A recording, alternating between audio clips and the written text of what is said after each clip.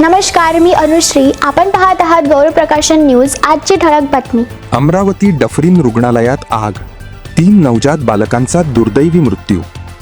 अमरावती जिल्हा स्त्री रुग्णालयाच्या नवजात शिशु अतिदक्षता विभागात सोमवारी पहाटेच्या सुमारास आग लागून 3 नवजात बालकांचा दुर्दैवी मृत्यू झाला. घटनेची माहिती मिळताच आमदार सौ सुलभाताई खोडके यांनी तात्काळ डफरीन रुग्णालयात पोहोचून परिस्थितीचा आढावा घेतला. व्हेंटिलेटरमध्ये अचानक बिघाड होऊन आग लागल्याची प्राथमिक माहिती आहे.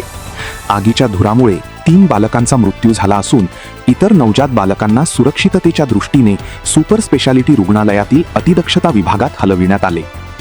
घटनेनंतर आमदार सुलभाताई खोडके यांनी आरोग्यमंत्री प्रकाश आबिटकर यांच्याशी दूरध्वनीवरून संवाद साधला.